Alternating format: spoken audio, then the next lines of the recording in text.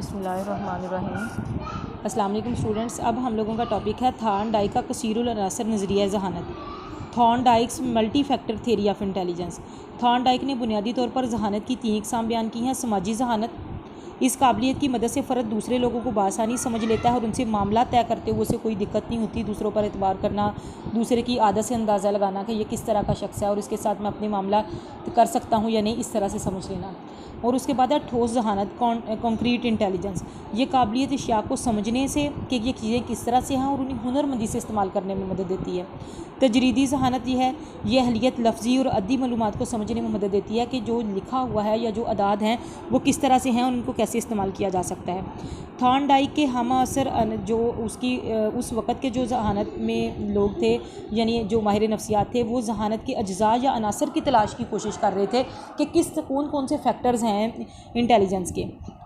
Thorndike ये बात तयशुदा थी कि जहानत के अनासर जो है मुनफरद अंदाज में काम नहीं करते, बल्कि उनकी तंजीम खासी उनके अनासर का जब वो काम करते हैं तो उसमें आपस में बामी ऑर्गेनाइजेशन है, आपस में तल्लुकात हैं एक दूसरे के साथ। जो अनासर जहानत के हैं तो वो मिलकर जो है वो काम करते हैं। इस पस मंज़र में थॉर्नडाइक ने कसीरुल अनासर नज़रिया पेश किया।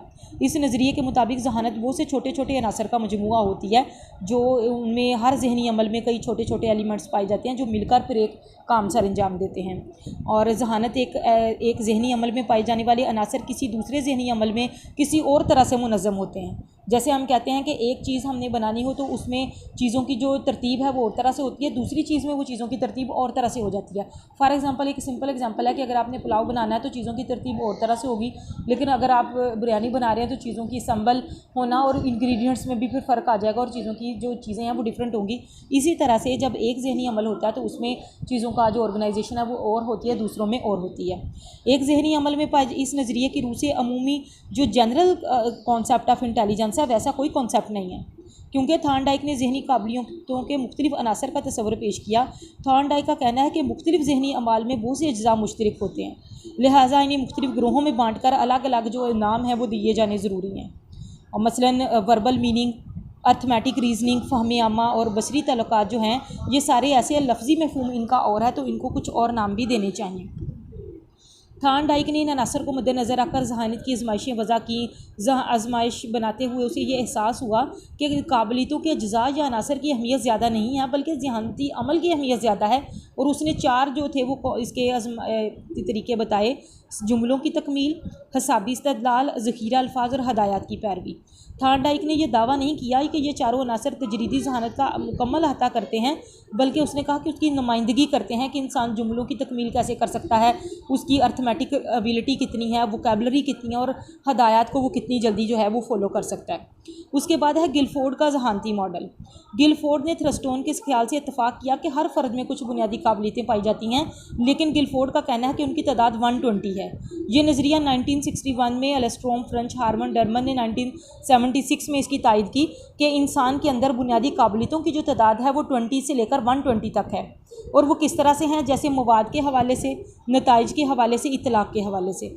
मवाद के हवाले से जो इंटेलिजेंस है इसका तल्लुक़ मवाद की रूह को समझने से है कि जो कंटेंट हम पढ़ रहे हैं उसकी रूह क्या है, वो क्या है कंटेंट। मालूमात या मवाद की नोयत जिनकी मदद से काम सर अंजाम दिए जाते हैं उसकी ये उससे मुतल्लिक़ काबिलियत है कि वो नफ्स मज़मून क्या है, उसका मौजू क्या है, मवाद किस हवाले पर मुश्तमिल है, किस चीज़ की जो है वो डिस्क्रिप्शन है। उसकी आगे 4 अक़साम हैं: शक्ली मवाद, मानवी मवाद, अलामती मवाद और किरदारी मवाद। शक्ली मवाद क्या है? इसका ताल्लुक़ जो है ऐसे मवाद से है जिसमें अशकाल का हवाला दिया जाता है, यानी जब हम कोई चीज़ डिस्क्राइब करते हैं तो साथ उसकी डायग्राम बना के उसको बताएं। अलामती मवाद ये है ऐसा मवाद जिसको अलामतों की शक्ल में बताया जाता है, जैसे रियाजी, अलजबरा, फ़िज़िक्स, केमिस्ट्री में फार्मूला जाज होते हैं, वो बेसिकली तो अलामतें ही होती हैं। उन अलामतों की मदद से हम चीज़ों को जानते हैं।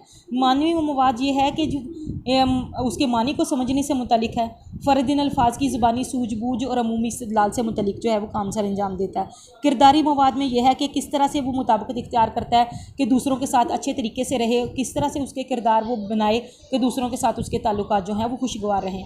नताइज के अतबार से जो चीज़ें हैं कि उसका रिज़ल्ट क्या होगा, हम उसके साथ कैसे पेश आएंगे और मसाइल से हम कैसे निपटेंगे, उसकी कारकर्दगी ये शुमार होती है। और ये कारकर्दगी माहौली क़ुव्वतों और सलाहियतों से टकराव से पैदा होती है। इसमें जो है वो 6 तरह की चीज़ें हैं। सबसे पहले अकाई है। अकाई में महारत रखने वाला फ़र्द मालूमात की बिना पर मुश्तरका ख़ुसूसियात के तहत मवाद को एक सुर्खी में बयान करता है। जैसे मकान से हमारे जहन में फ़ौरन घर का एक स्ट्रक्चर आ जाता है कि घर इस तरह का होगा।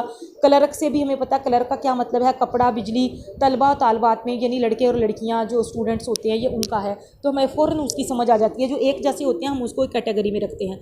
जमातबंदी ये है ये कि मिली जुली जो खसूसियात होती हैं उनकी बिनाद पर, मुश्तरका खसूसियात की बिना पर हम उनकी बना देते हैं। जैसे दफ्तर में अब सारे क्लर्क तो नहीं होंगे, क्लर्क से तो एक इकाई एक यूनिट है ना, तो दफ्तर में क्लर्क भी होंगे, पियन भी होंगे और जो है वो मैनेजरल स्टाफ भी होगा। इसी तरह से फैक्ट्री, कॉलोनी और कॉलेज, यूनिवर्सिटी में लड़कियां भी होंगी, लड़के भी होंगे। अलग अलग नहीं कॉन्सेप्ट, मतलब मुश्तरका की बिना पर हम उसको इकट्ठा कर देते हैं। इसी तरह से अगला है निस्बत। इसमें 2 या 2 से ज़्यादा जो वेरिएबल्स होते हैं उनके दरमियान ताल्लुक़ मालूम किया जाता है कि क्या इन 2 वेरिएबल के दरमियान आपस में पॉजिटिव ताल्लुक़ है, नेगेटिव है या नो रिलेशनशिप है।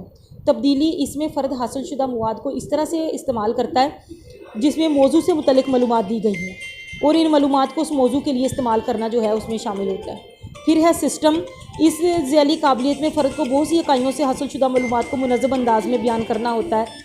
इसमें फ़र्द से ये तवक्को की जाती है कि वो इकाइयों के मबैन जो पेचीदा तल्लुकात हैं उनको समझने की कोशिश करेगा।